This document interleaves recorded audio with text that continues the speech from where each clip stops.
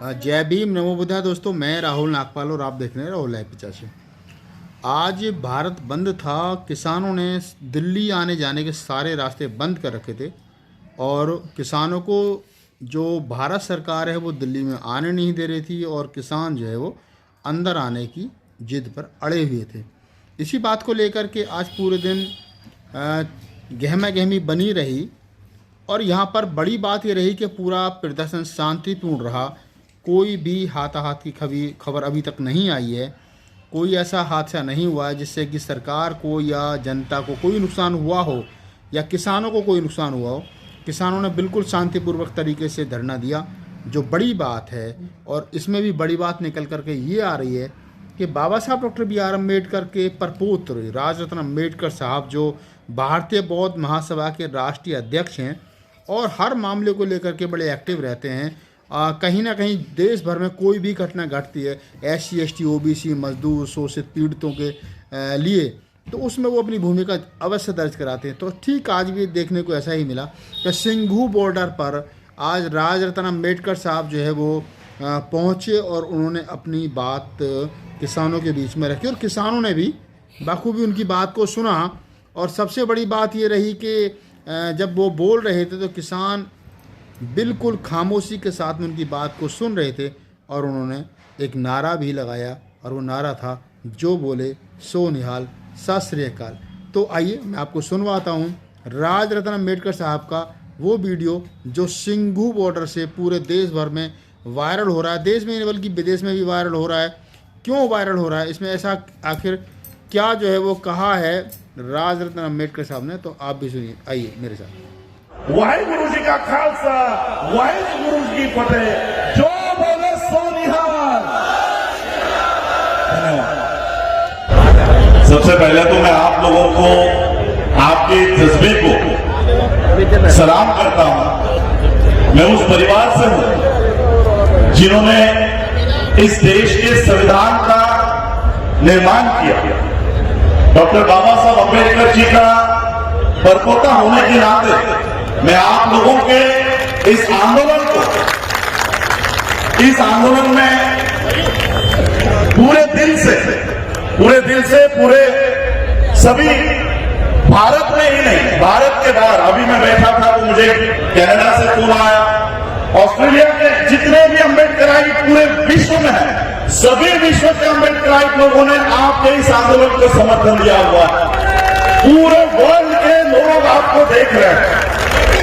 ये मोदी सरकार में आने के बाद पूरे देश भर में एक डर का माहौल था और खासकर बाबा साहब को मानने वाले लोगों में एक डर था कि ये मोदी संविधान को हटाने की कोशिश कर रहा, लोकतंत्र को हटाने की कोशिश कर रहा। डॉक्टर बाबा साहब अम्बेडकर जी ने इस देश को संविधान देते समय ये डर महसूस किया था कि लोकतंत्र को इस देश में हम दे रहे हैं, लेकिन वो कब तक टिकेगा, क्या लोकतंत्र इस देश में बचेगा।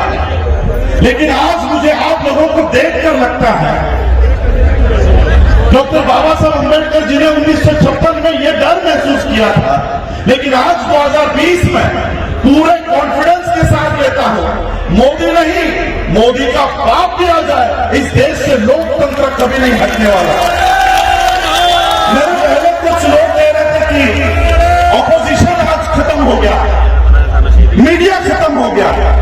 जिस दिन ऑपोजिशन नहीं होता उस दिन ये देश के लोग ऑपोजिशन का काम करते हैं। और आज ये संसद के लोग में ये देश के सभी लोग, सिर्फ किसान ही नहीं, इस देश का सिर्फ किसान ही नहीं, इस देश का मजदूर हो, विद्यार्थी हो, इस देश की महिला हो, सभी लोग आज इस कानून का विरोध कर रहे हैं। मैं बंबई से चल आया हूं, महाराष्ट्र में भी इसी तरह का काम, इसी तरह का दृश्य महाराष्ट्र में भी शुरू हो चुका है, हरियाणा में चल रहा है, पंजाब में चल रहा है। अब पूरा देश ठप हो जाएगा। जब तक इस कानून को वापस नहीं लेते, जब तक इस कानून को पूरी तरह से बर्खास्त नहीं करते, तब तक हम अभी अपने इस स्तर से हटने वाले नहीं हैं। और इसलिए मैं आज आप लोगों के जज्बे को सलाम करने के लिए मुंबई से यहां पर चल के आया हूं। और मुझे आज तहे दिल से खुशी हो रही है कि मेरा संविधान, बाबा साहब का संविधान इस देश से कभी नहीं हट हट सकता, जब तक वो आपके हाथों में है तब तक वो कभी नहीं हट सकता। आरएसएस, मैं आप लोगों को क्योंकि बहुत सारे स्पीकर्स हैं, सभी लोगों को समय की मर्यादा है, मैं एक ही बात आप लोगों के माध्यम से मोदी को बताना चाहता हूं। मोदी को लगता है कि संसद में अब हम बहुमत में आ गए, 350 के ऊपर एमपी हो गए हैं, राज्यसभा में हम लोग बहुमत में आ गए। मैं मोदी से कहना चाहूंगा कि भले ही कितने भी बहुमत में तुम संसद में आ जाओ, कितने ही बहुमत में आप राज्यसभा में आ जाओ, लेकिन देश में हम बहुमत में है, देश में चलने नहीं देंगे, देश में घूमने नहीं देंगे, ठीक वहां पर हमारी संख्या ज्यादा है। और इसलिए आज आप लोगों के इस आंदोलन में मैं सहभाग होता हूं और आप लोगों क्योंकि समय की पाबंदी है, एक नारा देकर अपनी वाणी को विराम देता हूं। वाहिगुरु जी का खालसा, वाहिगुरु जी की फतेह, जो बोले सो निहाल। थैंक यू, बहुत बहुत धन्यवाद जी। तो दोस्तों, ये वो वीडियो था जिसके बारे में मैंने जिक्र किया कि राजा रत्न अम्बेडकर साहब ने सिंघू बॉर्डर पर किसानों के समर्थन में जो भाषण दिया, बड़ा मार्मिक है। और उन्होंने बाबा साहब डॉक्टर बी आर अम्बेडकर को जिस तरीके से डिफ़ाइन किया है और अपनी बात जिस तरीके से रखी है, वो लगता है कि वो कहीं ना कहीं इस देश के गरीबों के साथ, मजदूरों के साथ, शोषितों के साथ, पीड़ों के साथ हमेशा से खड़े थे और हमेशा खड़े रहेंगे। अगर आपको हमारा वीडियो अच्छा लगा हो तो इसको लाइक कीजिए, शेयर कीजिए, कमेंट्स कीजिए और हमारे चैनल को सब्सक्राइब कीजिए। और हम तब तक किसानों की हर छोटी बड़ी खबर को दिखाते रहेंगे। तब तक किसानों की मांग भारत सरकार नहीं मान लेती है।